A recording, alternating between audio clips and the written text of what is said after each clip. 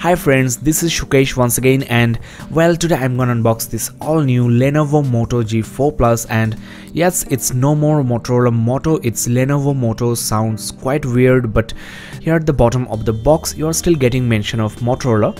Now I have the 32GB variant with 3GB of RAM and it's priced at 15,000 rupees. You are also getting a 16GB variant with 2GB of RAM and the price is 13,500. So for only 1500 rupees more you are getting a much better device. Definitely get this one. This bigger brother of G4 sports a huge 5.5 inches Full HD screen, octa-core processor and a much improved camera with laser autofocus and of course a fingerprint sensor. There are also two color variants, white and black, and this device is only available on Amazon.in in India, so check the description below for the link. Now let's get started with the unboxing. There you go guys, the all new Motorola, okay not Motorola, Lenovo Moto G4 Plus, and I have to actually get used to this, and this white color is looking damn bright. And before I show you more about this device, let's quickly check the accessories. First of all, you get the turbo charger of Moto G Turbo, and it's an extremely powerful quick charger with output rating of 5V 2.85 ampere or 9V 2.85 ampere or 12V 2.15 ampere. So this is totally crazy. Well, I hate the piano black finish which catches dirt quite easily. The cable is also 5 feet long, but it's attached to the adapter, and you also don't get a data cable free with this device. Now let's check the earphones. It's a pretty basic cheap earphone, and for a 15,000 rupees device, the build quality, the look are below par, and I have already used these headsets. The quality of the sound and the bass levels are not exciting. The remote consists of the push button and the microphone, no volume rocker, and the 3.5mm jack does not have any gold plating. You also do get a couple of manuals in different languages, and there are even more. Well, that's all in the box. Now let's get rid of these things here and have a close look at the device itself. Well, though it's now a Lenovo product, you are still getting the look and feel of Motorola Moto phones, and the curvature at the back is gone. You are getting a matte finished metal looking frame which is totally plastic, and the maximum thickness in the camera area is 9.8mm, though in other areas it's just under 8mm. The back cover has also got some nice texture. Now let's quickly talk about the specs. This device sports two quad-core Cortex A53 processors clocked at 1.52 GHz and 1.21 GHz. So looks like this device is slightly slower than the Galaxy J7 2016, which sports a 1.59 GHz octa-core processor. The chipset on this Lenovo device is Qualcomm Snapdragon 615 and the GPU is Adreno 405 clocked at 550 MHz. So overall, for a mid-range device, the specs are really good. You can play most of the hardcore games on the Play Store. Now guys, let me give you a quick tour of the exterior ports and design.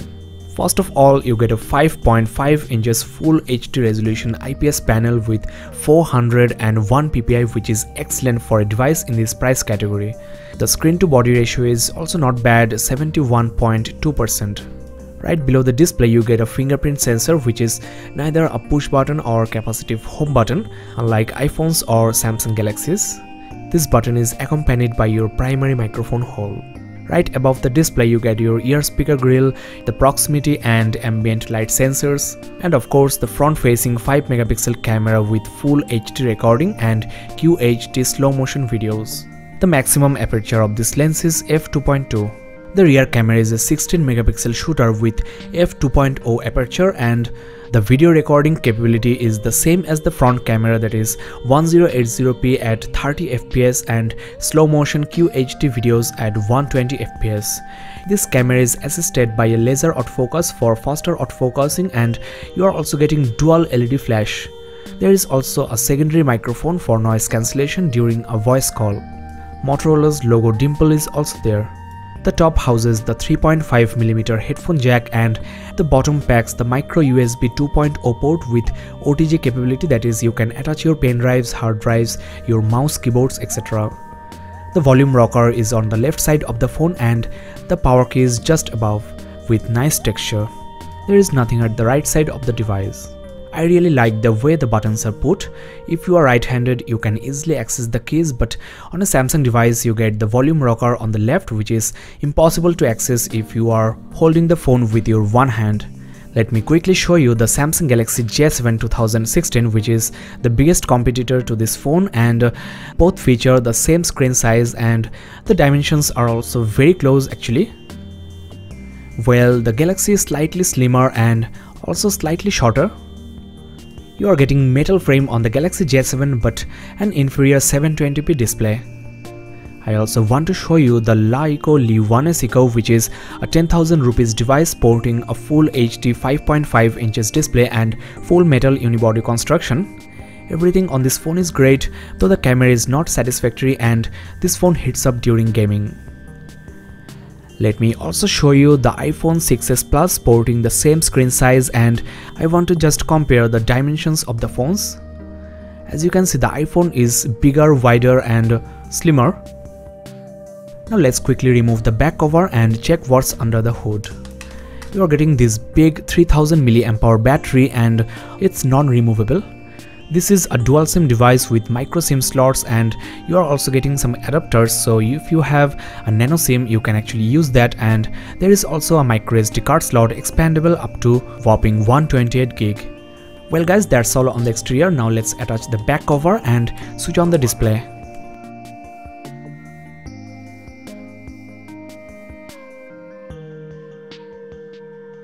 There you can copy your old device's content and set up to this new G4.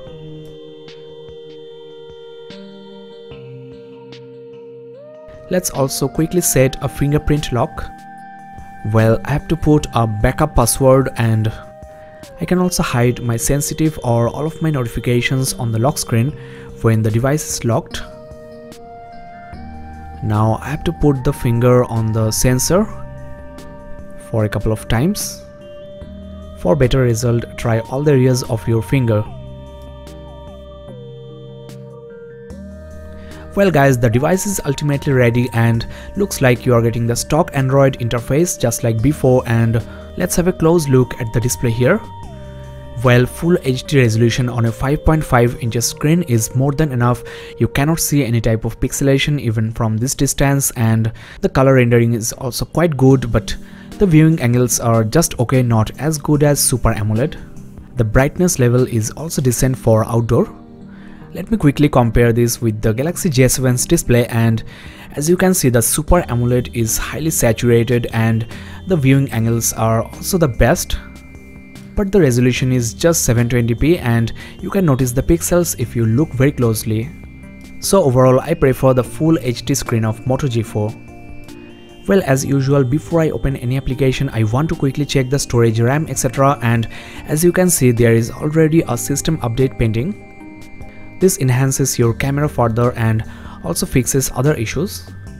Now I will first check the Android version, which is, as you know, Android Marshmallow, and I think it's the latest 6.0.1. Yes, it is.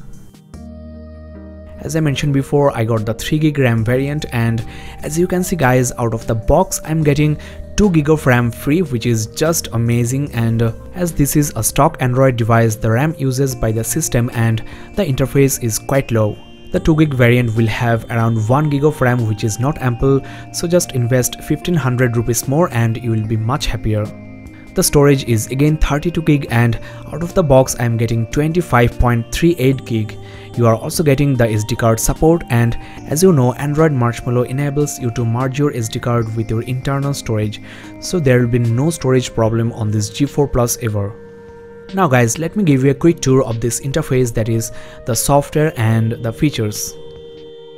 First of all, I want to show you the Moto display for checking notifications.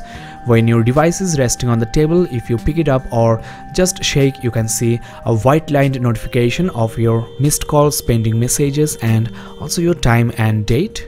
This is very handy because there is no notification LED on this device.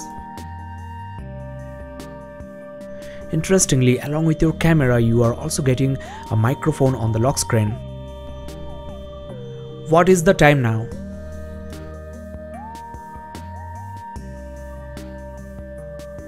Well, the phone cannot even tell the time when your device is locked, so this is useless when your device is password protected.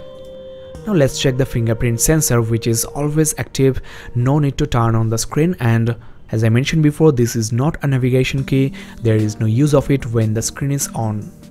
Now there are some nice gestures you can apply. For example, if you make a double karate chop motion, you can turn on the torch and do the same to switch it off. You can also twist your wrist twice and the camera goes off. So this is the fastest way to launch the camera, and if you twist again you can switch the cameras, that is, you get the front camera. Such a cool and useful feature. Now though the interface is pure Android, you are getting some custom apps like this Moto app, which helps you managing your extra features. Well, along with shake and twist, you are also getting pick up to stop ringing, that is, you can lift the phone when it rings to immediately switch to vibration, and also flip the phone for do not disturb mode. Under display settings, you can manage your Moto display and block certain applications from showing notifications which are actually bothering you, and overall this new Moto G4 Plus packs some nice smart features while maintaining the stock Android feel. Well, now let me quickly show you some important settings. There is something called emergency broadcast, which sounds quite exciting, and I will check that out and talk more about this in the full review. Under display settings, you can enable adaptive brightness and also press power button twice for camera, that is, along with twist motion you are also getting this trick for the camera, and this works anywhere anytime, but locks your phone as well. Another very handy feature on this smartphone is you can also add users, that is, you can enable guest mode with phone call on or off. So this is how you can maintain your privacy when someone borrows your phone.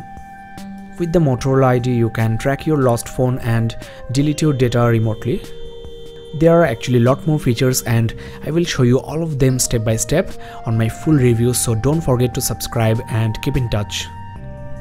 Now this stock interface seems quite snappy, the applications are opening quite fast, and there is heavy oleophobic coating on this Gorilla Glass, that's why it's feeling buttery smooth, and the screen response is also the best. There is no lag or hiccup so far, and pressing and holding the home button launches the Google Now, and you can also voice activate it. You can also tap on this widget here. Guys, I also want to show you the new camera interface.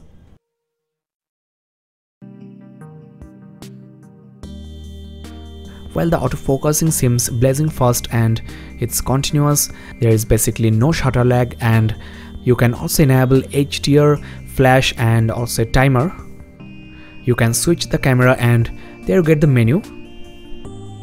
This first option is basically for the Pro mode, that is, you can change your metering, your white balance, and this interface looks very interesting and intuitive. You have to just swipe these icons to change the value. On my full review, I will talk more about these camera features. You can also swipe right and access the settings. Well guys, we are almost at the end of this review, and I have tried my best to show you as many features as I can. On my upcoming videos, I will compare this device with its alternatives like the Galaxy J7, J5, and also Lenovo ZUK Z1. If you are interested, if you like my review style, you can check the description below for the links, and also don't forget to subscribe. This new Lenovo device looks and feels quite good, and it's very lightweight, only 155 gram, and the camera, the display, and the overall performance seems quite decent. I will use this device thoroughly, and comment below if you have any question. Thanks a lot for watching guys, this is Shukesh, and have a nice day. Guys, I just unboxed the all new Lenovo ZUK Z1, which I bought off Amazon yesterday for 13,500 rupees, and this device also features a 5.5 inches full HD screen. It's a quite heavy device with metal frame, and it packs a crazy 4100 mAh battery. The CPU and GPU are slightly old on this device, and it is running on cyanogen mode. I will try to upload a comparison in between these two phones as early as possible, so check the description below for the link, and also don't forget to subscribe. Thanks a lot for watching.